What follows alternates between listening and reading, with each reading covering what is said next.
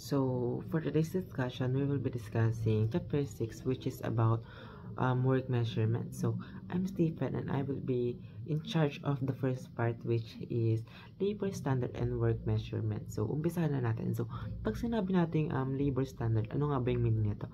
So, sa pinakamadaling definition nito, ito yung expected time taken to perform a task. So,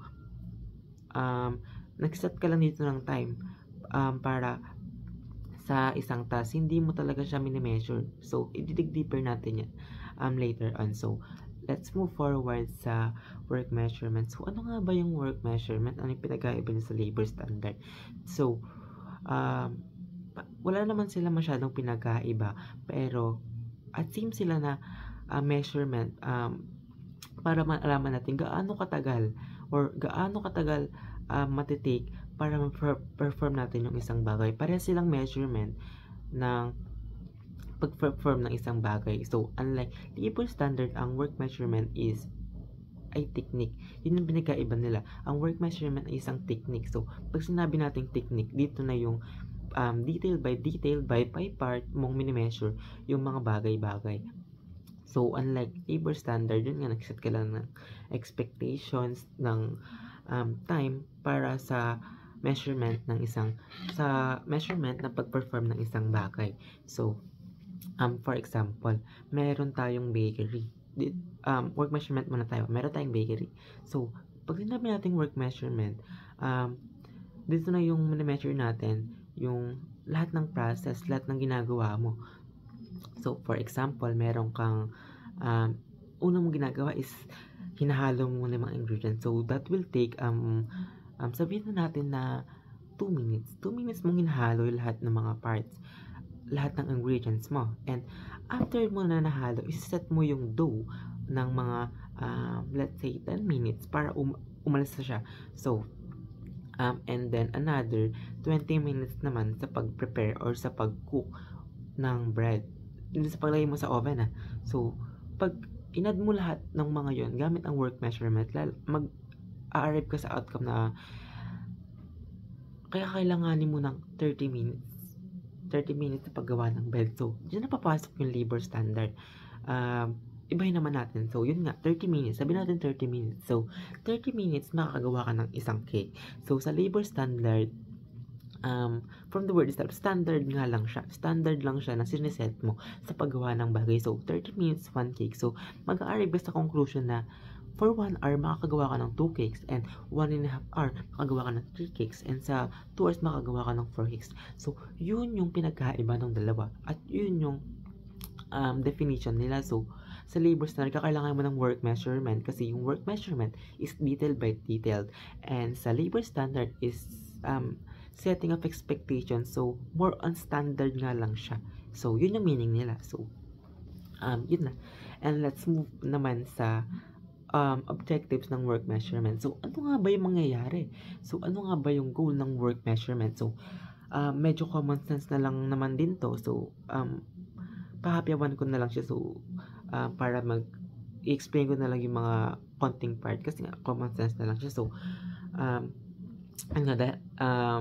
nakapag-work measurement ka na and alam mo na yung mga detail by detail, yung kakailangan mong time, magkakaroon ka na ng or mapaplano mo na yung schedule mo, magkakaroon ka na ng work schedule. And by work schedule, na-eliminate natin dito yung mga unnecessary tasks kasi yun nga, dahil alam mo na yung kakailangan mong time, na-measure mo na siya, mapaplano mo na siya and parang mababawasan mo talaga yung measurement kasi nakaplano na siya. So, for example, ito, so 10 minutes pala to. So, for 10 minutes, gagawin ko to. So, another 10 minutes, gagawin ko to.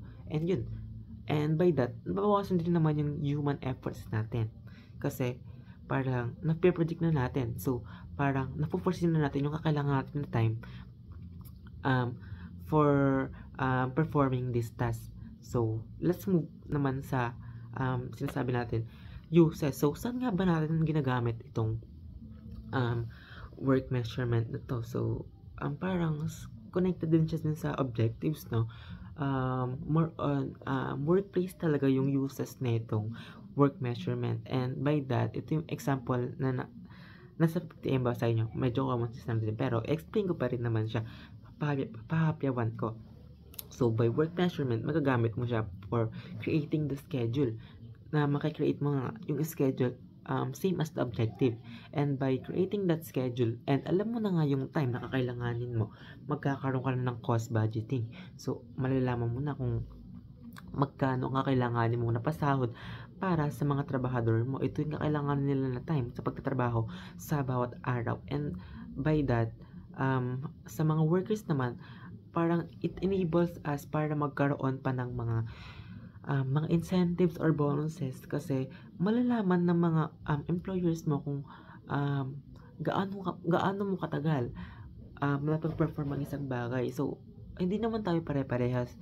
Ang mga employees hindi naman pare-parehas yan ng pag-perform ng bawat task kung gaano katagal yan. So, for work man siya, malalaman na nga natin yung mga mas matatagal at mas mabibilis. So, it enables us na parang makagkaroon ng incentives or ng bonuses kasi malalaman natin, for example, mas mabilis akong gumawa ng mga trabaho ko pero kumpara sa'yo. So, parang yung mga employers ko is magkakaroon sila ng idea na parang deserve ko ng bonus kasi parang ang bilis ko compared sa average na mag-perform ng task. So, yun lang yun. Yan, basta yun lang yun, more on common sense lang din naman yan. So, let's move naman sa parang another part pa ng labor standard and work measurement. So, let's discuss naman ang techniques ng work measurement. Ito yung mga pwede mong gamitin para ma-measure mo yung work measurement. So, the first one is time study. So, kaya nang sabi ko kanina, paulit-ulit lang tayo. Ang work measurement is detail by part. So, dito na pumapasok yung time study. So, sa time study, gagamit ka ng stopwatch. So, alam mo ba yung stopwatch yung ginagamit kung, for example, sa mga athletes, yung gaano sila kabilis yung tatakbo sila, tapos pabilog siya na gano'n, tapos pipinutin mo siya ng gano'n. So, di ko lang alam, pero yun yung naalala ko na stopwatch. So, ito na, balik na tayo sa topic. So, ang time study is paggamit ng stopwatch sa pag-measure ng mga bagay-bagay ng mga task natin sa trabaho. So, sa time study, gagamit ka ng stopwatch para i-measure mo yung mga task na gagawin. So, for example, dun sa paghalo, gagamitin mo ng stopwatch yan. So, ang time study is muli nag-focus lang siya sa stopwatch. So, yun. And ang another technique natin is ang PMTS or ang predetermined motion time system. So, the predetermined motion time system, from the word is that yung predetermined. So, dahil nga ang tawag dito sa workplace is may mga unnecessary din naman tayo ng mga task na ginagawa. So, sa PMTS, parang dinedetermine nyo na to or nag-a-assign na siya, same as labor standard. Pero hindi naman sila same, parang same concept lang din naman. Ma-assign ka na ng time para sa mga bagay-bagay na to kasi hindi naman pwede natin na palagi natin measure yung mga task na yan. Meron din naman tayong tinatawag na mga task na parang hindi naman gaano ka-importante pero it affects naman yung time sa trabaho natin. So, for example, ang PMTS, for example, is sa pagtalon ko, meron nag-a-assign ka ng 2 seconds. So, sa pagtakbo, mag-a-assign ka ng 5 seconds. So, ganun yung concept ng PMTS. Ina-assign mo na ng mga time itong mga bagay na to kasi hindi mo naman pwedeng i-measure to palagi. So, kada ba tatalon ako, i-measure mo yan. So, hindi. So, ang PMTS, yun yung concept niya. Mag-a-assign ka ng time para sa mga tasks or movements na ito. And, another example ng mga techniques nga nito is yung analytical system. So, itong analytical system is parang more on professional way ng pag-measure ng work measurement kasi sa analytical time, ito na yung pagpasok ng mga experts. So, sa pagpasok ng mga experts, ito na yung sila yung nagme-measure ng time. So, ito yung mga task na kinakailanganan talaga ng mga pag-aaral ng mga experts. So, yun lang yung concept ng analytical system. So, wag natin silang ipaghalo-halo kasi napakasimple lang din naman ng mga to. And yung pinaka lastly, ito na yung parang alam natin or parang mas malalaman nyo or mag-get ito. So, ang pinaka-last is yung work sampling. So, sa work sampling, ito yung hindi paggamit naman ng stopwatch. But, ang paggamit ng mga work measurement dito is by observation. So, hindi ka gamit ng stopwatch, pero i-observe mo yung parang trabaho ng mga empleyado mo. So, yun. Parang pahapyawan ko or isa-summarize natin ng konti. Time study is usage of stopwatch. So, predetermined motion time system, PMTS, is yung pag-a-assign mo ng mga time sa mga movements na hindi mo naman kailangan laging mina-measure. So, ang analytical system is ang paggamit naman ng pag-include ng mga experts sa pag-measure ng mga task na ito, and ang work sampling naman is ang observation. So, ayun, wag natin silang ipaggulo-gulo. And ang last part ng labor standard and work measurement ay ito naman. So, 4 lang to. So, magiging parang medyo madali din naman nga to. So, ang next naman natin is ang components of work measurement. So, meron tayong 4. So, explain ko na lang to sa pinakamadaling paraan and by keywords na lang din naman. So, ang first is ang element. So, sa element dito mo bina-breakdown ng smaller subjects, yung mga jobs. So, parang pinaghati-hati mo sila sa maliliit na paraan para mas mapadali sa iyo. So, next naman is ang performance rating. So, performance rating, ito yung pag-gauge or pag-assess ng isang empleyado under normal circumstances. So, sa paggamit ng benchmark or ng labor standard. So, sa labor standard, dahil nga standard, parang kino-compare mo doon yung kung gaano kabilis yung isang worker mo. So, para mag-arrive tayo sa performance rating.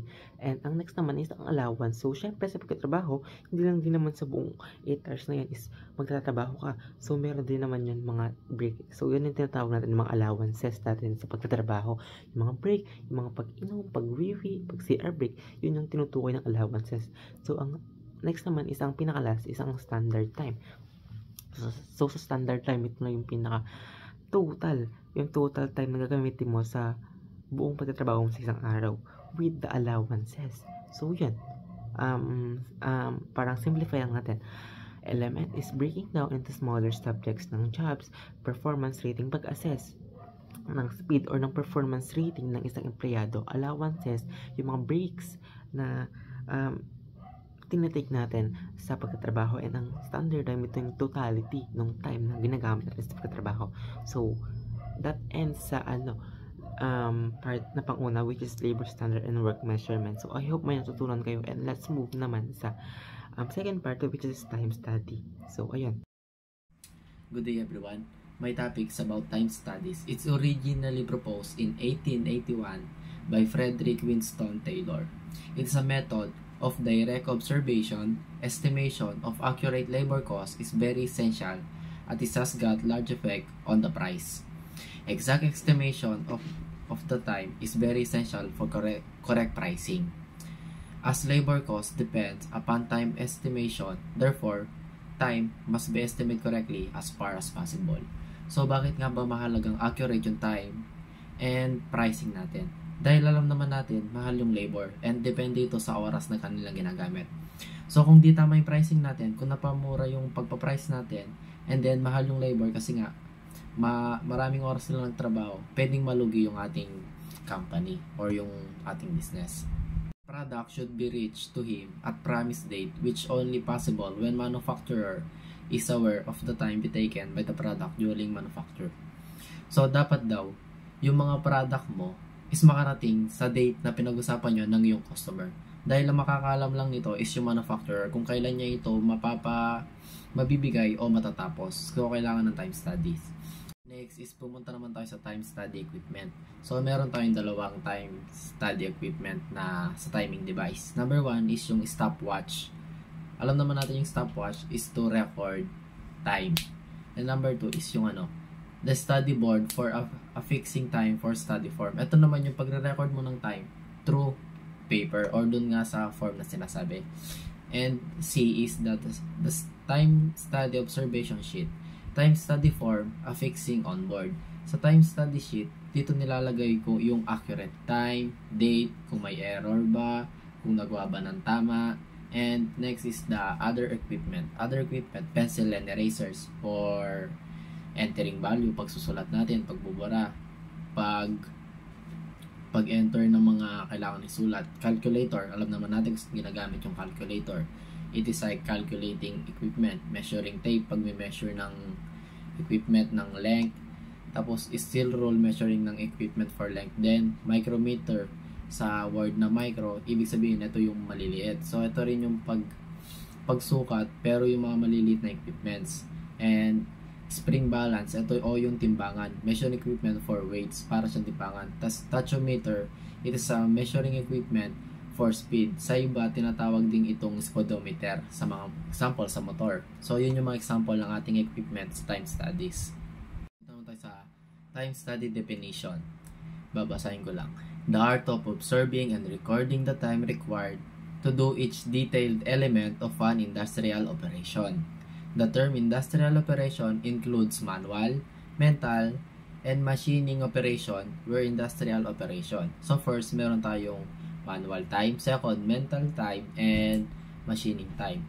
So sa manual time, dito yung tasks na nag-i-involve sa pag-handle ng tools, machineries, and other material. And yung mental time naman, dito yung dito nag-i-spend yung mga worker na nag-iisip o nagpaplano ng kanilang operation. And last is yung machining time. Ito yung time na tinitignan kung gaano kabilis ng machine magagawa yung kanyang trabaho. Time study. Time study can also be defined as the following words: work measurement. It is the application techniques designed to establish time for qualified worker to carry out a specific job at defined level of performance. So, sinasabi dito na ito daw yung work measurement para malaman kung yung taong bagyon is qualified ba siya to do that work na definite yung level of performance. So, ano nga ba yung mga use of study time o yung tinatawag yung time study? Number 1 is, it is useful in determining the standard for various operation which help fixing wages and incentive. So, sabi niya dito, useful daw siya pag-determine ng time standard sa various operation. Kasi nga, kapag nalaman mo na yung various operation o yung time, ma-adjust mo na yung pagpapasweldo and pagpapricing. Kasi nga, nagdedepende ito sa tagal ng oras ng pagtatrabaho ng mga tao. Number 2 is, it is used to estimate the cost of product accurately. So, sinasabi din dito na magagamit mo daw to para ma-measure yung cost mo o yung puhunan mo ng accurate.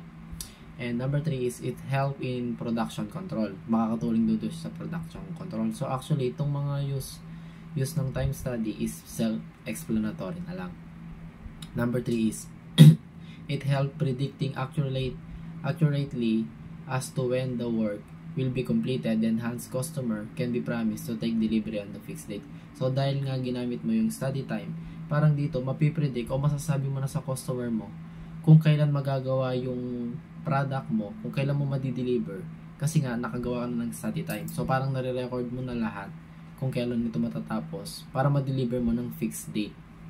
And number 5 is, using time study techniques, it can be found that how much machine operator can run. So, dito naman, sinasabi kung gaano nga ba ka-useful yung machine na yun sa'yo, kung gaano to kadaming nagagawa at kung gaano kabilis gumawa. So, parang kung ginamit mo yung study time, yung time study, is marirecord mo kung ano nga ba kayang gawin ng machine mo, kung gaano kadami, kung kailangan mo ba ng tao o machine na lang.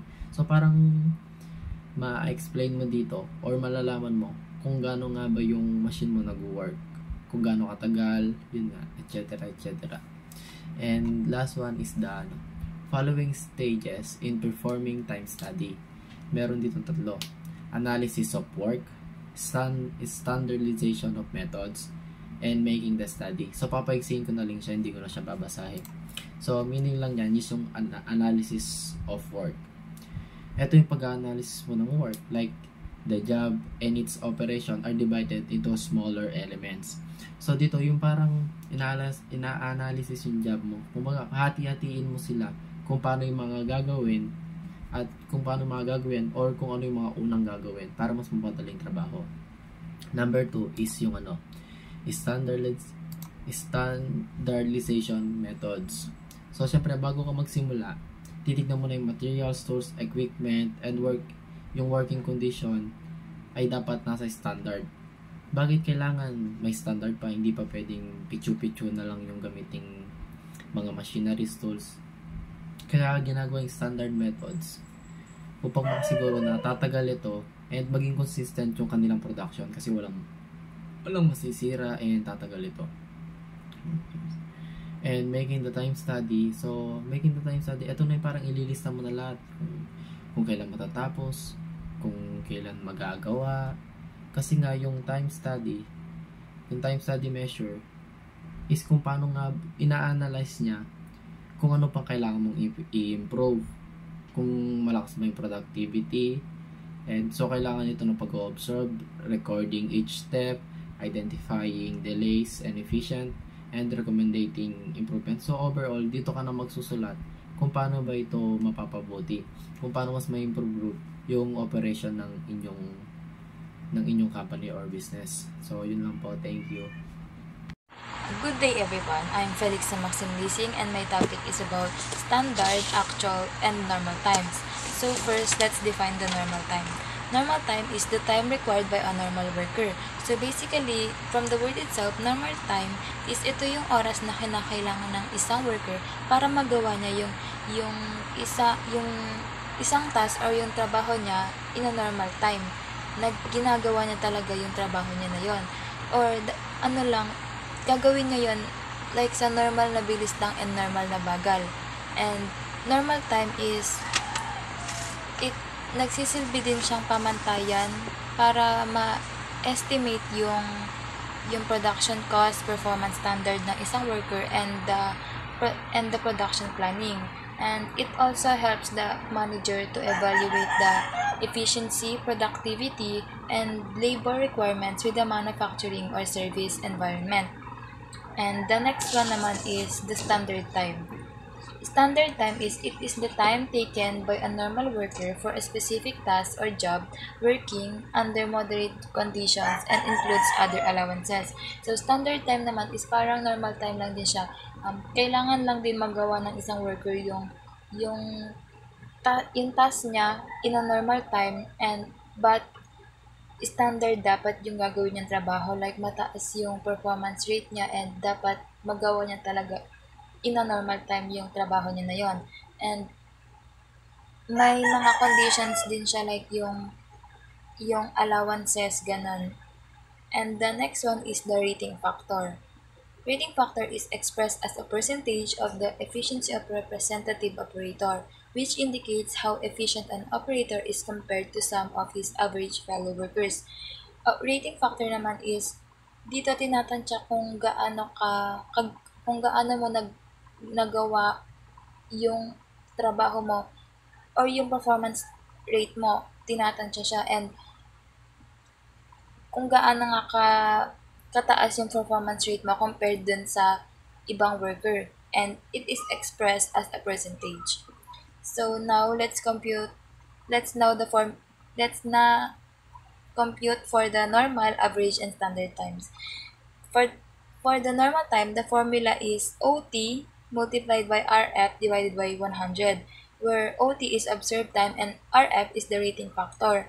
And sa standard time naman is may dalawang formula, yung case 1 and case 2. Yung case 1 is NT multiplied by 1 plus AF, and sa case 2 naman is NT divided by 1 minus AF. Gagamitin lang natin yung case 1 if the allowance is given as a fraction of the normal time and allowance is added to the normal time. And sa case 2 naman is allowances is given as a fraction of the total workday. So, may example here. A restaurant conducted a time study for a job assembling ham and cheese sandwiches. There were 10 cycles on the job, and the average time was recorded to be 0.385 minutes.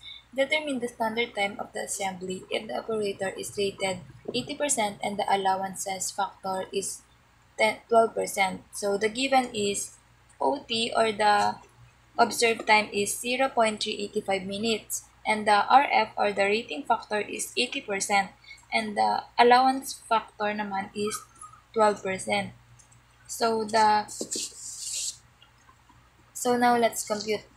Always divide the rating factor by 100 if the rating factor is expressed as a percent form. So NT equals OT multiplied by RF divided by 100, wherein 0.385 multiplied by 80, the rating factor is 80, and multiplied by 100, and it is 0.308 minutes. The normal time is 0.308 minutes, and next naman is the standard time. We use the case 1 formula since there's no mode use of allowance factor indicated. The formula for standard time is NT, or the normal time, multiplied by 1 plus AF, and the normal time is 0.38 minutes multiplied by multiplied by 1 plus 12. The allowance factor is the 12, wherein the standard time is 0.34496 or 0.345 minutes. Ito yung standard time ng worker sa restaurant. So, for example 2, a manufacturing company conduct a time study for 10 cycles of a job. The job has 5 elements, and the total elemental times in minutes for each element and the performance rating factor are given as follows. Determine the standard time if the allowance factor is 18%.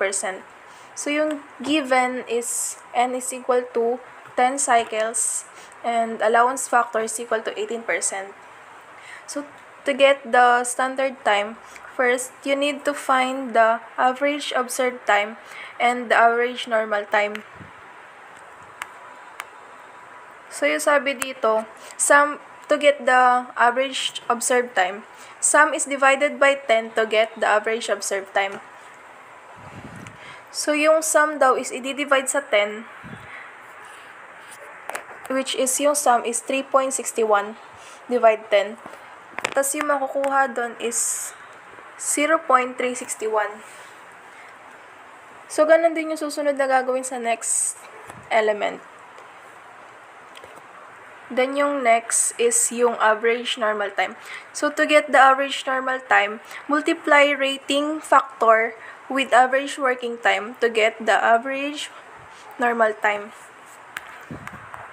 So, dahil nakuha na natin yung average observed time, ito times naman natin yon sa rating factors. So, yung answer is 0.379. Then, ganun din yung susunod na elements. Then, to get the standard time, the formula is normal time multiplied by 1 plus allowance factor. So, yung normal time natin is 1.817, which is nakuha yon, pinag-add lahat ng average normal time. Then, yung allowance factor naman natin is 18% or 0.18. So,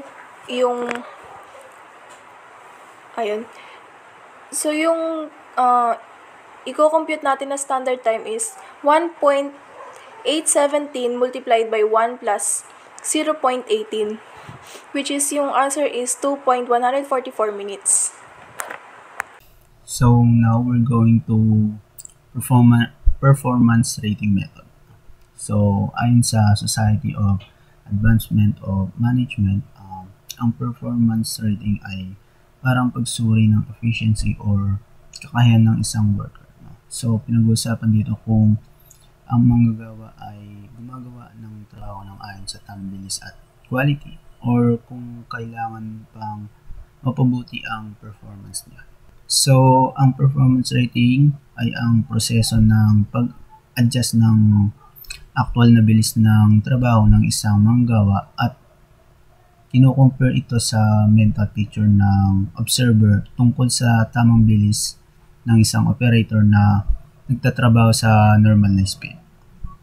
So, yung rating daw ay pagsuri kung gaano kabilis magtrabaho ang manggagawa kumpara sa kung ano ang ine-expect ng observer na tamang bilis na yun, tamang bilis.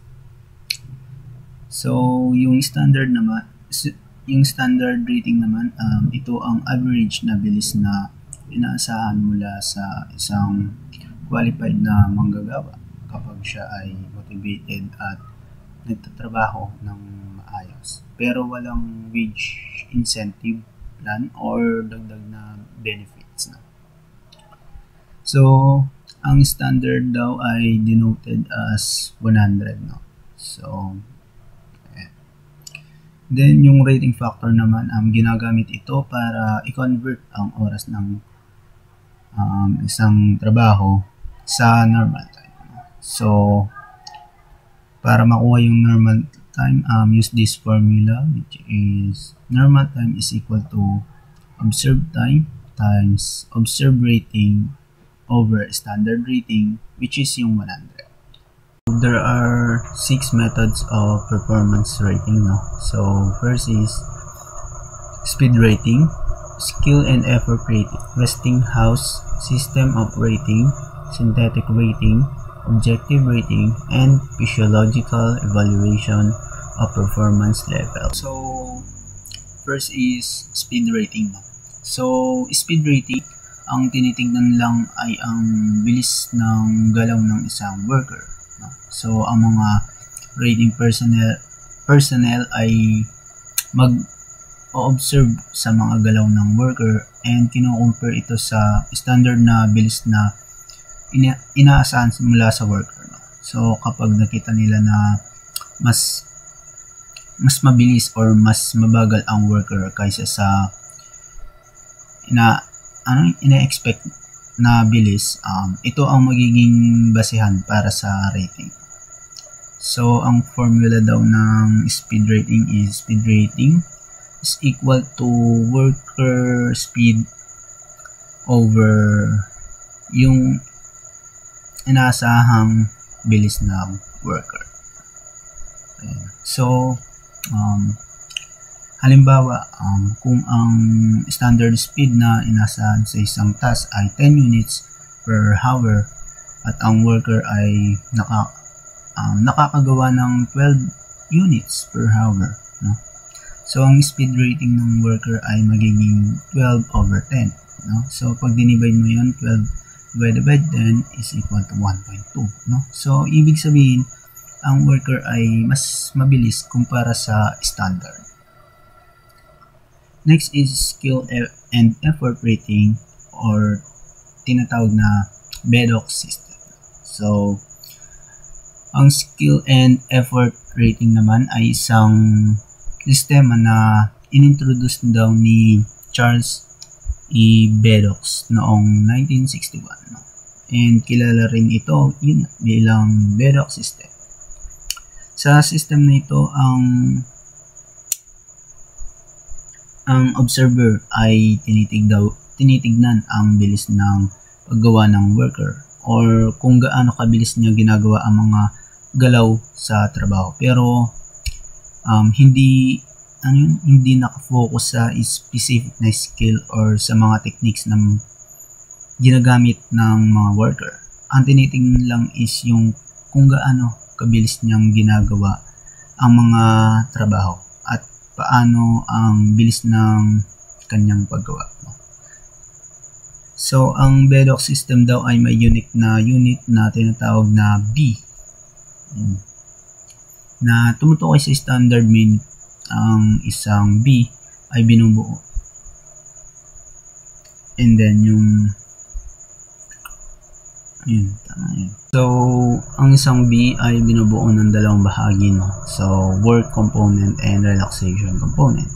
Work component, ito ay oras na ginagamit ng worker para gawin yung actual na trabaho. Ibig sabihin, ito yung oras na nagagamit para makumpleto ang task. No? So, sa relaxation component naman, ito naman ay ang oras na binibigay sa worker para magpahinga or mag-relax habang ginagawa ang task. No? So, kasama ito para magbigay ng tamang balance sa oras ng trabaho at pahinga. So, there is a procedure to follow, no? So, first is divide the operation into smallest measurable elements. No? So, hatiin ang trabaho sa pinakamaliit na bahagi upang mas madali itong masukat at i-observe. No? Parang paghati ng isang malaking task sa maliliit na steps, ganun. So, next is time the element with the help of a stopwatch. So, gamitin daw ang stopwatch na may 60 divisions sa dial upang masukat, no? So, masukat ang oras na ginugol ng worker sa bawat bahagi ng trabaho. Tinitingnan kung gaano kabilis or kabagal gawin ng worker ang isang task.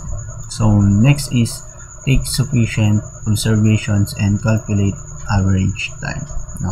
So, mag-observe ng maraming beses, no? So, and kunin yung average or mean time na ginugol sa bawat bahagi ng trabaho. And next is estimate the efficiency of the operator in terms of B values. So, estimate ang kausayan or efficiency ng worker gamit ang B values. So, ang standard ay ang average worker na dapat makakuha ng 60 B per hour. Ang maximum B value ay 80 B per hour. Then, i-convert ang nakuha mong oras sa terms ng B values, kung saan ang 80 B per hour ay ang standard. Ay, 60 pala. 60 B per hour ay ang standard. Sorry. So, malabo na mata ko. So, next is to allow the relaxation factors as shown in table. No? So, i-adjust ang relaxation factors batay sa uri ng trabaho, light, medium, or heavy. Yun. So, ang mga relaxation factor ay ginagamit para i-account ang oras ng trabaho, oras na kailangan ng worker para magpahinga habang nagtatrabaho. Yeah. So, next is calculate B values for work element by the formula. No? So, to calculate the B values, use this formula. B values per work element is equal to observed time times speed of work times relaxation allowance. No? Divided by 60 times 60. So, yung observed time or TB and V is speed of work in terms of B's, and RA is relaxation allowance. So, madali lang naman siya. You need to memorize the formula lang. So, ayan. So, dito, for example, ito yung for a work element, the observed time was 10 seconds and the speed is found to be 60 points on Berox scale. If the job is a heavy work for which a relaxation allowance is given as 1.20, find the B value for that element. So, dito, pinapahanap niya yung B value for the element, no? So, given naman na yung mga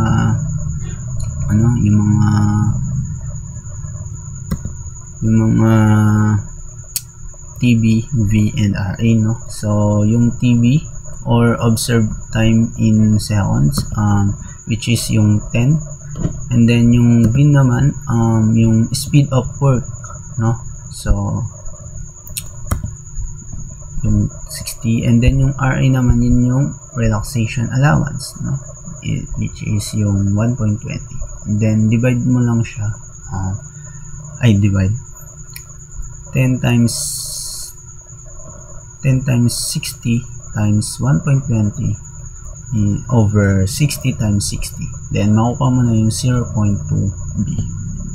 So yung next naman natin is yung Westinghouse system operating, no? So yung Westinghouse system operating ay ginagamit para i-rate or i-measure yung performance ng worker, no? So may there are 4 main factors na basihan, and bawat factor may mga sub-factors and numerical values na nakatali sa kanila, no?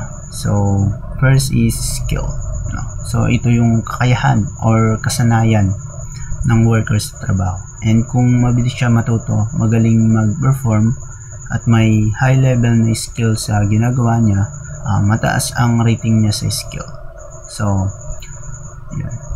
Next is effort, no? So ito yung level ng pagsusumikap ng worker sa trabaho, and kung binibigay ng worker ang best effort niya, nagsusumikap para matapos ang task ng maayos at mabilis, mataas din ang rating niya dito, no? So sa conditions naman, ito yung mga condition or environment kung saan nagtatrabaho ang worker. Halimbawa kung kung mainit, madilim or magulo ang lugar, baka mababa ang rating sa conditions. Pero kung maganda yung condition ng lugar, tulad ng comfortable na temperature and maayos na gamitan, mataas ang rating. And and last is consistency, no? So ito yung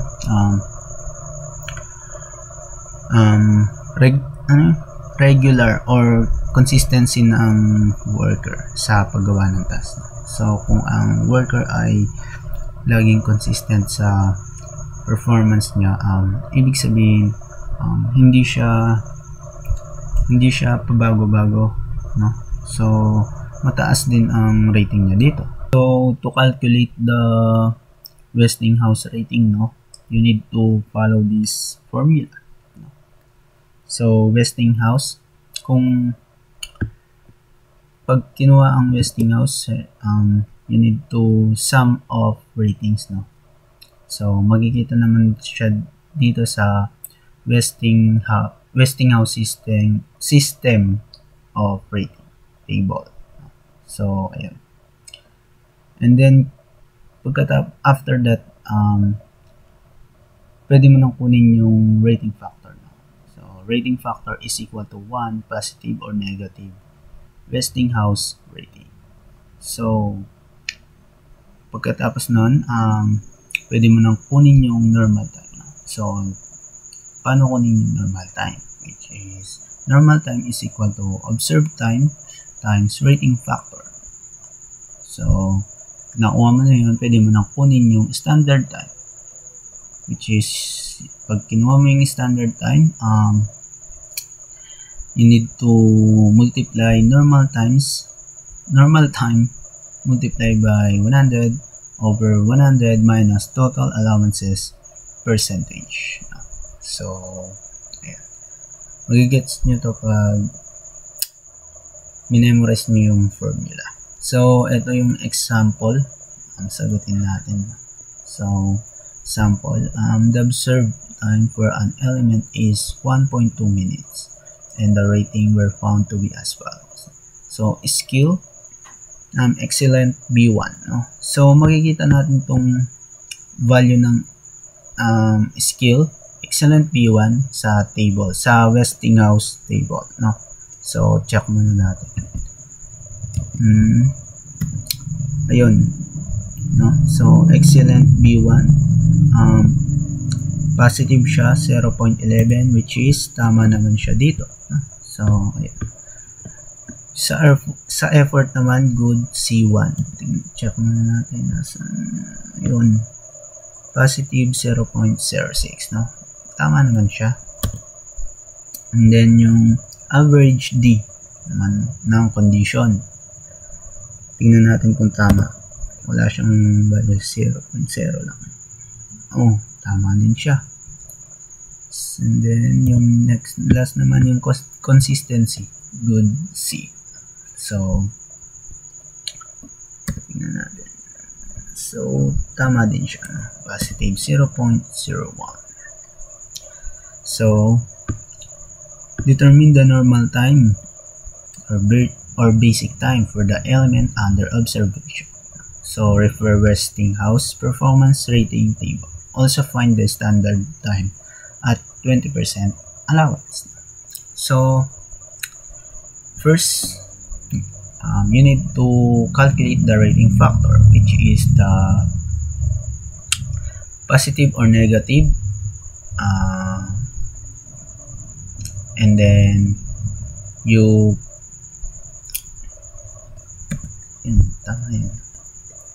positive and negative, and then yung sum of Westinghouse rating.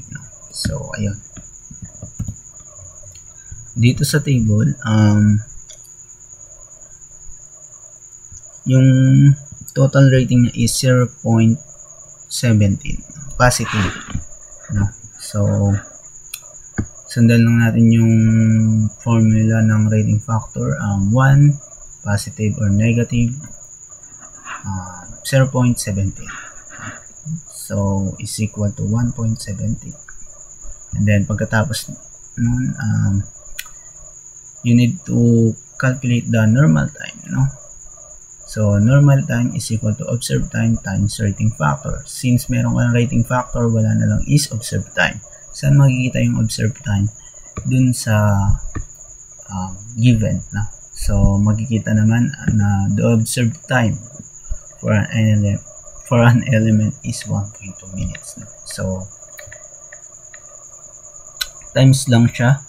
Then, ayun, makukuha mo na yung 1.40 minutes. No? So, meron ka normal time. Ngayon, pag meron ka normal time, pwede mo nang kunin yung standard time, no? Which is, pag kinuha mo yung standard time, yung formula niya is normal time times 100 over 100 minus total allowances percentage, no? So, meron ka ng normal time. Wala ka na lang is total allowances percentage. So, makikita yon dito sa given, no? So, given na siya, no? So, ito also find the standard time at 20% allowance, no? 20% allowance. So, ayun. Pag sinundan mo lang yung formula na yan, makukuha mo ang 1.75 minutes, no? So, madali lang to. Kailangan lang talaga na i-memorize yung formula. So, yung next naman natin ay ang synthetic rating, no?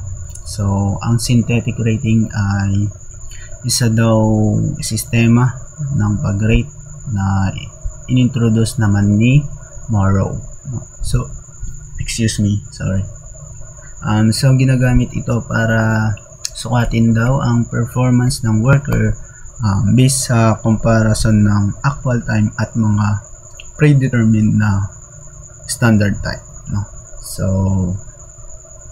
yung summarily, this is expressed as R is equal to P over A, no? So, yung R, ito yung performance rating factor, and yung P naman, ito yung predetermined motion time standard values for the elements in minutes na makikita sa tables, no? So, A naman, ito yung average actual time, no? So, wag lang kayo papalito sa baka magkaiba yung performance rating factor sa predetermined motion time, no? So, baka malito kayo, baka gawin yung symbols din yung P sa imbis na R, no? So, ayun. And then, yun naman natin itong example ng synthetic rating, no? So, the average actual time for 6 elements of a task were measured and tabulated below. So, the predetermined motion time for 2 elements is also given. Calculate the performance rating factor. Also find the normal times for all the elements on the basis of average rating. And so, dito pinapa-calculate niya yung performance rating factor, and then pinapahanap naman niya yung normal times, no, na magbe-base sa average rating, no? So, ayun. So first, no, so para makuha yung performance rating factor, no, so you need to divide the predetermined motion time sa average actual time, no? So dito sa elements 1 and first element and fourth element, no. Pero kung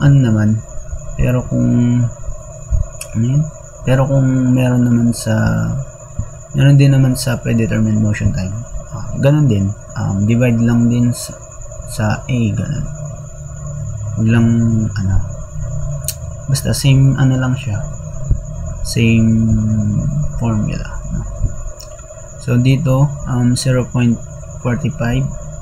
divided by 0.5 times 100 para maging 90%, no? So, and then sa fourth element naman, 0.46 divided by 0.4 times 100 is equal to 115%. So, meron na tayong nakuha na natin yung performance rating factor bawat elements. Rating factor ng first element and fourth element, no? So now alamin naman natin yung average rating ng average rating, no? So para makuha yung average rating, we need to plus lang naman add the 90% and 115%, no? And then divided by 2. So makukuha na natin ang average rating, which is 102.5%. So madali lang siya. And now pwede na natin kunin ang normal time, no? Dahil meron na tayong actual time and meron na rin tayong average rating, which is yung 102.5, no? So dito i-multiply lang yung actual time and average rating para makuha yung normal time, no? So dito 0.5 times yung kaninang average rating, no? So 102.5 is equal to 0.5125. Ganun din dito sa second element, no? 0.6 times 102.5, no? Is equal to 0.615, then 0.5 times 102.5, then ayun, and so on, no? So ayun, ganun lang siya kadili. So objective rating naman, no? So step 1, sukatin yung bilis daw ng isang manggagawa based sa isang standard pace or bilis daw na pareho para sa lahat ng trabaho, kahit gaano pa ito kahirap or kapagod. So ang base time daw ay ang oras na itinuturing na normal or ideal para tapusin ang trabaho sa bilis, no? So kahit na mahirap or madaling trabaho, ang base time ay pareho at ginagamit para makita kung mabilis or mabagal yung isang manggagawa compared sa standard na bilis. So yung to calculate the base time, we need to use this formula, which is B is equal to P times T. Lang natin yung kanina, no? So to calculate the base time, you need to multiply the rated pace and observed time, no? Which is yung P times T. Yun lang, ganun lang siya ka-basic. Step 2, now the numerical obtained in step 1 is appraised by an adjustment factor which Mundell calls job difficulty or job complexity or secondary adjustment. Thus, it is expressed as normal time is equal to B times M, where B is equal base time, no? So yung kanina B is equal to P times T, no? So yung M naman, ito yung job difficulty factor, no? So after calculating normal time, standard time can be found by usual method as standard time is equal to normal time plus allowance. So we need to calculate normal time, no? So first we need to calculate the base time, which is yung P times T, no? So pagkatapos nun, pwede na nating kunin yung normal time, no?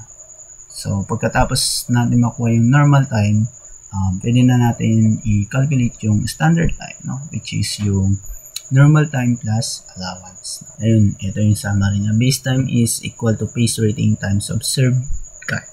So P times T. Normal time is equal to base time times secondary adjustment is equal to PMT. So then standard time is equal to N plus allowance na. So is equal to or PMT plus A.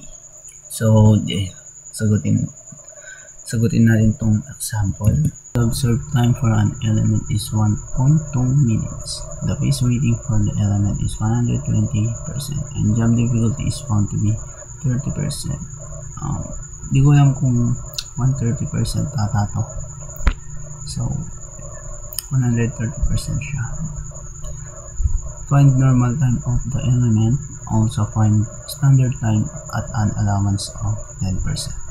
So pinahanap niya dito is normal time of the element and pinapahanap niya rin yung standard time na. So first step is need to compute the base time na. So base time is equal to P times T, no? So the P, which is yun yung pace rating, yun yung 120%, no? And then yung T naman yun yung observed time, which is 1.2 minutes, no? So pag multiply yan, 1.2 times 120%, the answer is 1.34, no? So after that, pwede na natin kunin yung normal time, no? So normal time is equal to 1.44 times 120% times 130%. The answer is 2.25. So meron na tayong normal time, pwede na natin kunin yung standard time, no? So standard time is equal to 2.25 times 120 over 100 minus 10. The answer is 3 minutes. Next naman, skill and effort rating. Na to kanina eh. Yun lang. Dali lang naman to.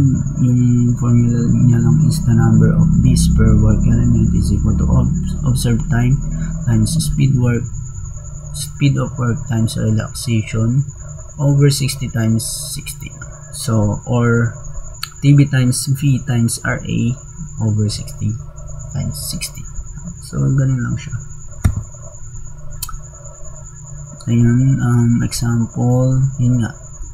So, for example, the observed time was 10 seconds and the speed is found to be 60 points. No? So, 10 times 60 times 1.2 over 60 times 60. So 0.2b. The last method of performance rating is physiological evaluation of performance level. So ito daw ay isang sistema na sumusukat kung paano ang physical na trabaho ng isang tao ay nakaka-epekto sa kanilang katawan, particular na sa paggamit ng oxygen.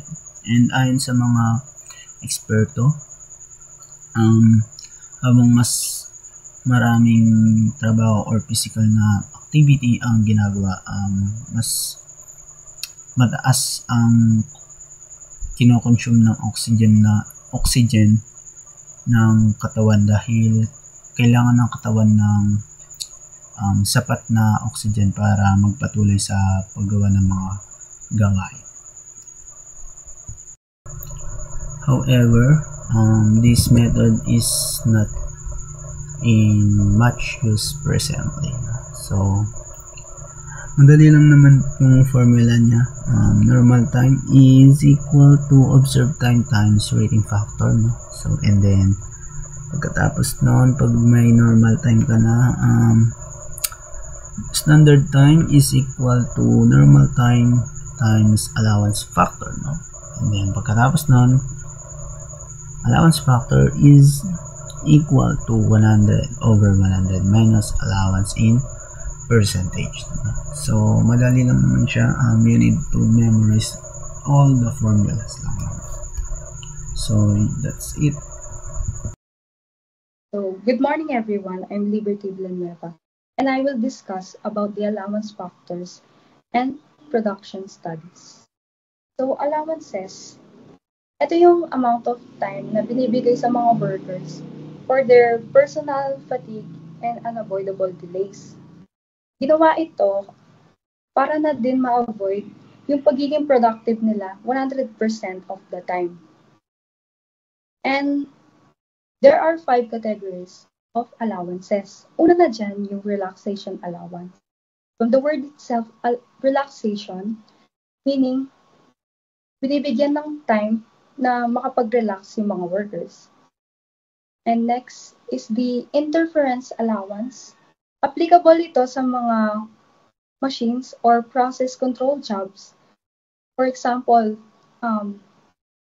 nag-work yung isang tao sa isang machine and then kailangan niyang hintayin ito na mag-process or kailangan niyang hintayin na matapos yung process. Next naman yung contingency allowance. Kino-cover up niya dito yung mga small unforeseen disruptions katulad ng tool adjustments and minor interruptions sa process ng mga goods and services. Then, variable allowance. Ito naman yung mga employer na nagtatrabaho under the poor environmental conditions katulad ng extreme heat, cold, or poor lighting. And lastly is the policy allowance. Genuinely, hindi siya part ng time study and it should be used only kapag kailangan lang. And yung allowance, mahalaga yung allowance sa time study kasi dito, kapag na-calculated yung standard time, mas nai-ensure niya na magre-reflect ito sa realistic work conditions and to also provide fairness and efficiency sa mga workers. So, dito, the standard time, to calculate the standard time is equals to normal time plus allowance factor, wherein allowance factor time work is equals to 1 over 1 minus PFD or personal fatigue delay allowance. And standard time equals to normal time times allowance factor. So there are 2 ways para makuha yung standard time. For example, Sa illustration 1, yung formula natin is standard time is equals to normal time plus allowances. Given that the observed time or selected time is 1 minute, rating is 120%, and allowance is 10%.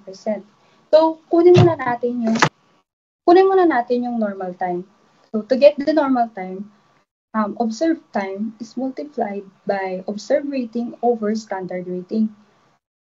I-distribute natin yung given and makukuha natin yung 1.20 minutes na normal time. Sa allowance naman, normal time multiplied by allowance over standard rating. So allowance at 10% is equals to 1.20, which is the normal time na nakuha natin kanina, multiplied by 10 over 100. And we get the allowance of 0.12 minutes. And then, i-add lang natin yung dalawa. Standard time is equals to 1.20 plus 0.12 is equals to 1.32 minutes, which is the standard time for example 1. So, next example naman, same sample pero different yung formula. Ito naman yung shorter version kung paano makuha yung standard time. So, same given, observed time is 1 minute, rating is 120%, and allowance is 10%. So, the standard time is equals to normal time multiplied by parenthesis 1 plus allowances. I-distribute natin 1.2 multiplied by 1 plus 0.1, and then i-calculate natin yung naka-parenthesis first. We get the 1.1. So 1.2 multiplied by 1.1 is equals to 1.32 minutes. Standard time.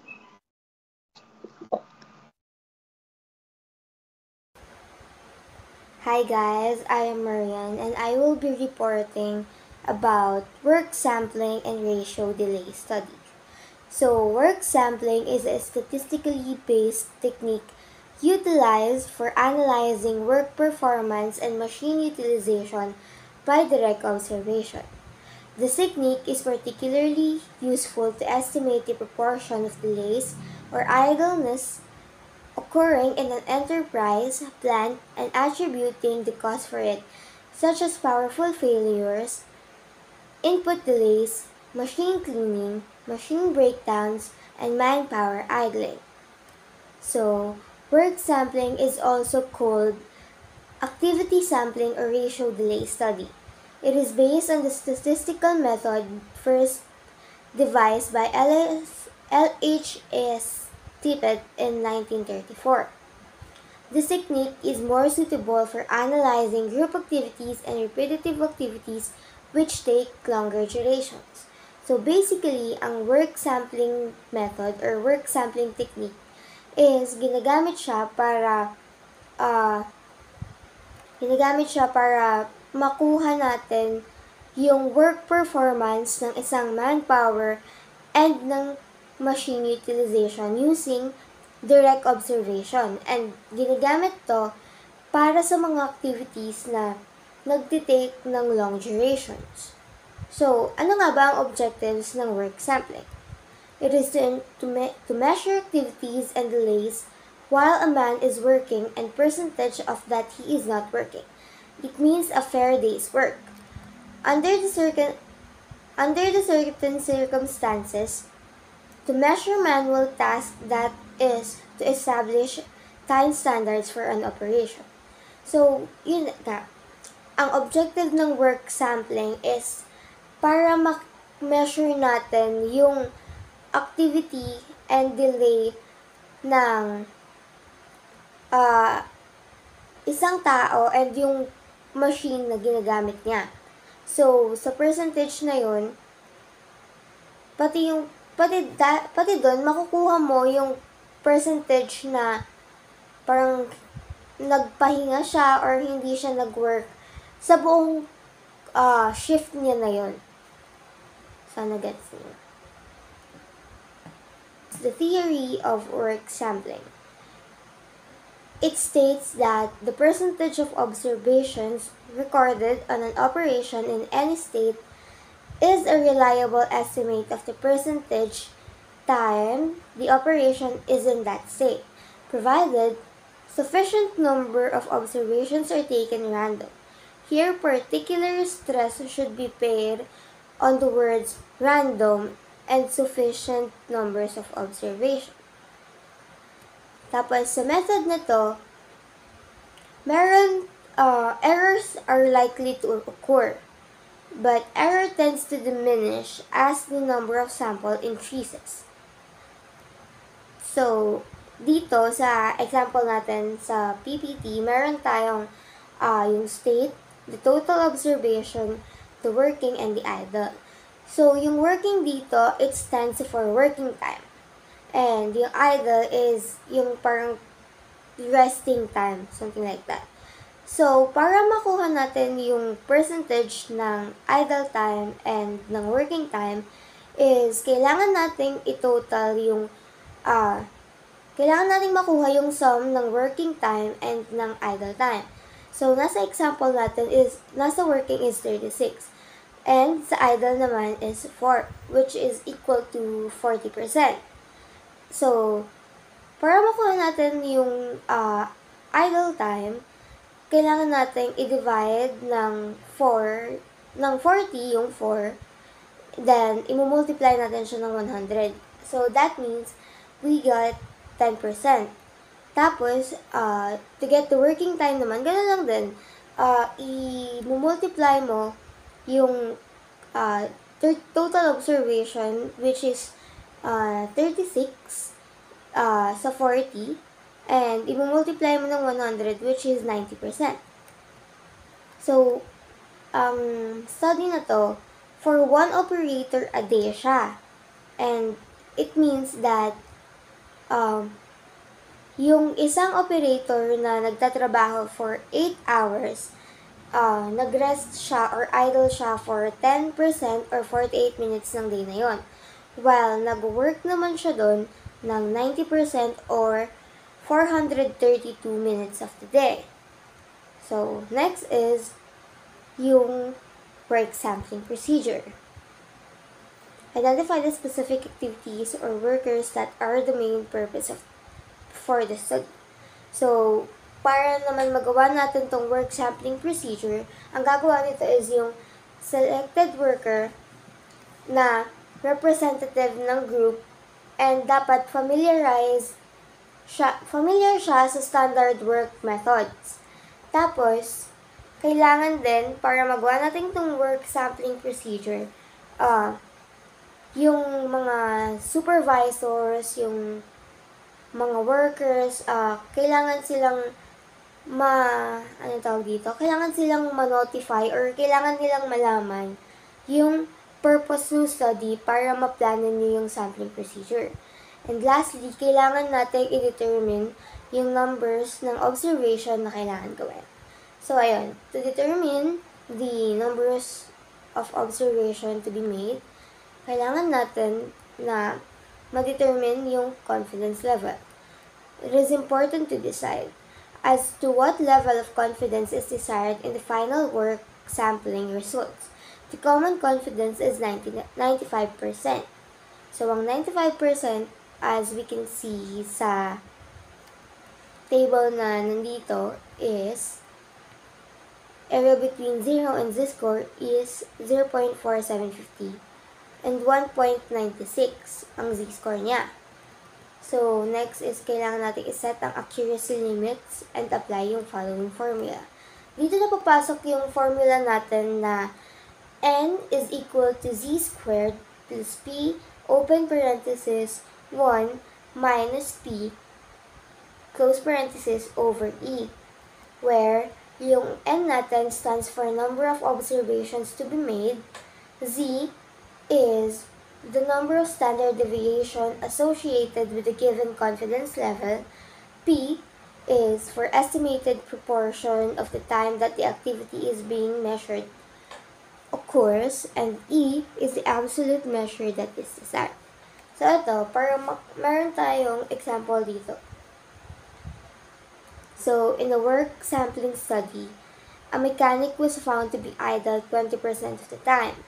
Find out the number of observations needed to conform to the above figures with confidence level of 95 and a relative error of positive 5%. So, ang solution natin, kailangan natin, ang hinahanap is yung number of observations na required.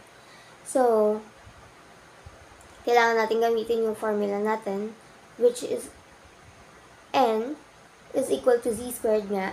And, makikita nyo naman sa PPT natin na nandyan yung formula. So, eto na. Bale, 1.96 squared, which is the z squared na makikita nyo dun sa confidence level kanina. Yung z-score niya yun. So, 1.96 squared multiplied by 0.2 multiplied by 1 minus 0.20 times over or divided by 0.5 times 0.2 squared. So, makukuha natin doon is 3.84 multiplied by 0.16 divided by 0.010 squared. So, makukuha ulit natin, pag ginawa natin yun, is 0.61 divided by 0.0001, which is mag-equal siya ng 6,100 observations. So, that means na ang total observations na need sa work sampling study is 6,100 observations. So, now, ang sunod namang gagawin natin is the time standard. Work sampling is also used to find out time standards, especially where the job is not repetitive and where time study by stopwatch method is not possible. Example, yung mga maintenance work, office work, repair shop, mga shipbuilding, gano'n. So, makakalculate natin yung time standard by combining the rating with work sampling as illustrated in the example. Ito, makikita niyo naman dyan na kailangan muna natin i-compute yung normal time per part wherein ang formula niya is number of times ng working time and i-multiply mo siya sa performance rating and numbers of units produced. Tapos, kailangan natin i-compute yung standard time per part, which is the normal time plus the allowances. Don't worry guys, kasi hindi nyo naman na sila hahanapin sa problem since palagi naman na given sila. Yung mga equivalent nila ng nasa formula is palagi namang given. So, hindi na natin kailangan hanapin pa yun. So, huwag kayong mag-alala. Pwede natin siya makita kagad. So, eto, sa example natin, the following are the results of a work sampling study, wherein ang observation period in hours niya is 300. Ang units na na-process niya is 27,000 parts. Workers working during that observation time is 1,600. So, workers idle during observation time is 400. Ang performance rating nila is 80% and ang allowances nila ay 10%. So, kailangan natin mahanap yung standard number ng units na nagpa-process yung work in an hour. So, ayun, makikita na natin dito na yung i-apply natin yung formula dito na percentage of time working, which is 300 hours multiplied by 80% is equal to 240 hours. So, ayan. Para makuha natin ang normal time, 240 imumultiply natin siya ng performance rating na 80, i-divide natin yun ng 100. So, 240 times 80 divided by 100 is 192 hours. And yung allowance naman, in 300 hours, yung allowance is 10% times 300 hours is 30 hours.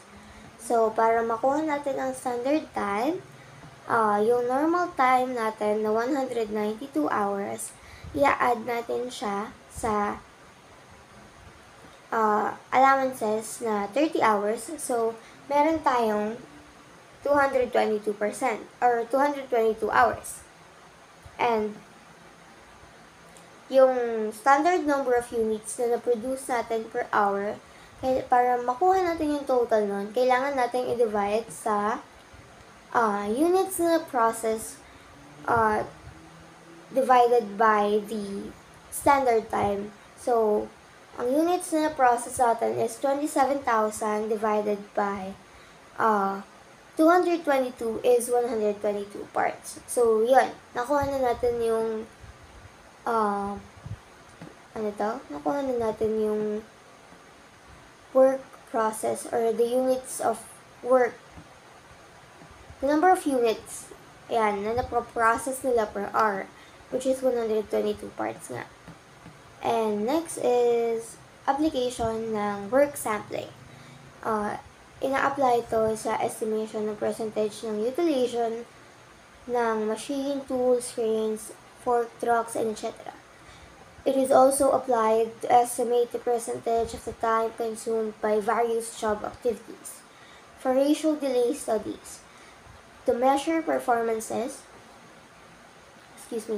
to indicate how materials handling equipments are being used, to provide basis for indirect labor standards, and lastly, to determine the standard for a non-repetitive operation as an alternative to the stopwatch period. So, now, lumako naman tayo sa advantages and disadvantages niya. So, sa advantage ng work sampling technique, it means na mas less expensive siya, and kahit hindi ganun ka-specialized yung training ng mag-o-observe, pwede nilang gawin yon. So, and then, isa rin sa mga advantage nito is that, even though marami yung i-observe mo, workers or even machines, diba? Even though marami sila, pwede mong i-observe yun kahit mag-isa ka lang. Hindi mo na need na masyado ng maraming tao na kasama to observe. And hindi na rin need ng any mechanical device para makapag work sampling technique ka. And less anxiety and agitation among workers kasi nga hindi naman kayo ganun karaming nag-o-observe. Like, so, diba kapag kasi yung iba, nagkakaroon sila ng anxiety pag nakikita nilang may nag-o-observe sa kanila habang nagtatrabaho. Or pag nakikita nilang maraming mata yung nakatingin sa kanila habang nagtatrabaho. So, yun. And, magiging yung minimal interference mo sa workers during that observation is normal routine. Normal lang yun. And yun nga, directly mong ma-observe yung utilization ng people. And yun nga, people and equipment. Tapos, pwede siyang ma-interrupt without affecting any of the results. Pero, yun nga, everything has a con. So, dako naman tayo sa disadvantages. It is not economical for studying a single operator or machine or for studying operators or machines located over wide areas. So, parang hindi siya ganun ka applicable kapag yung worker and yung machines are in wide areas. And hindi siya makakapagbigay sa atin ng detailed information about the worker and the machine. So, wherein, like, parang hindi siya makakapagbigay ng anong tawag dito? Ng information kung paano natin, like, kung yung about sa idle time, sa working time, gano'n. And, yun nga, habang ginagawa mo kasi itong observation na to, is, pwedeng mag-change ng working pattern yung ina-observe mong worker. And lastly, isa sa mga disadvantages ito is maraming groundwork ang required. So, sustainability naman. So, let's go to sustainability. Which is the group activities that are not rigidly constrained from time standpoint, heterogeneous activities, and non-repetitive activities with long cycle times. Yun nga, mas effective siya sa mga nabanggit na activities. So, conclusion na. Ibig sabihin nun, a work measure technique whereby random observations are made for non-repetitive activities so as to disclose underutilized workers, poor work discipline, overstaffing, inadequate training, inefficient plan layout, excessive delay which is caused by poor planning, material scheduling, di siya materialing schedule, or yung pagtutools and other deficiencies. Yun lang nga. Para ginagamit tong technique na to para nga i-disclose or ipakita yung mga parang flaws or yung mga hindi man as in flaws, yung parang hindi pa na-utilize ng workers or yung mga kung ano yung mga nagkakos ng delay sa sa isang work activity. Yun lang, sana naintindihan niyo. Scorecard, so based here on a PPT, a balanced scorecard is a system that teams and organizations use to plan and manage strategies to improve their business performance. The balanced scorecard is developed by Dr. Kapalan of Harvard University and Dr. David Martin.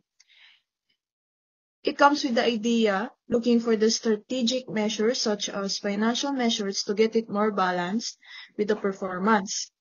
You can plan your balanced scorecard by first establish your mission, vision, and your goals for the company. And for example, gusto mo magtayo ng coffee shop na affordable and pangmasa ang dating. And so from here, we can start to plan or measure the following 4 components, which are the financial perspective, customer perspective, the business process approach, and learning and growth perspective. First, we have the financial perspective, reflecting what the company's shareholders care about, which includes sales, gross margin, and net profit, but only if yung coffee shop mo has retained financial success, if madaming satisfied na customers, or even loyal customers na dumarating sa'yo. So, dito papasok si customer's perspective.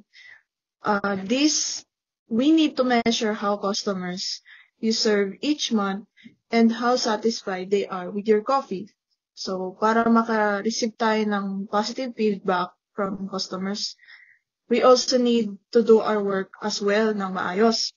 And thus, dito siya na-measure by what we call internal processes perspective, on nakalagay lang dyan, business perspective. But here in our next slide, we can see here that the internal processes perspective answers the question na what does business do internally in order to meet the customer's goals that will impact their financial standing. So, para kumita yung business mo, you need to strategize or to plan kung ano ba yung mga stuff or yung mga food na makes the customers na bumalik dun sa business mo. Dahil ba masarap, dahil ba affordable, ganon. And the performance indicators here are measured by ordering time, preparation time, and the number of complaints of incidents. So, by these, kailangan din nating pabilisan yung preparation time as our customers pagkatapos ng ordering nila. And of course, kung paano natin or tayo mag-handle ng complaints or incidents if may complaints yung customers natin. And for the last is the learning and growth perspective. So, in order to improve our business, we need to analyze what things we can possibly do in order to improve our business. These are measured by hiring skilled baristas and creating new recipes for menu items. So, ano ba yung what makes your coffee shop unique than others? Dahil ba masarap yung kape nila compared sa iba? And dahil dito natin ma-analyze and dito natin malalaman kung ano ba yung magiging strengths and weaknesses natin when it comes to establishing a coffee shop. Kung magaling, so in order to do that, kailangan ba nating mag-hire ng bagong baristas in order na maganda yung serving or masarap yung serving ng kape natin, ganun. And this lahat ng mga sinabi ko, these measurements are related to each other by having skilled baristas, they can serve delicious coffee. So, as magugustuhan ng customer yon, kung naman yung natikman nila, this would affect our financial status dahil kumikita tayo, madaming bumabalik na customers sa atin dahil masarap yung kape natin. And, yeah, that's all. So, for recap, 5 steps in making balanced scorecard are: first, establish a clear vision of the future. Second is define the strategic objectives. Determine the critical success factors. Choose the indicators to measure and monitor performance. And of course, we need to set our goals, actions, plan, and initiatives. That's all.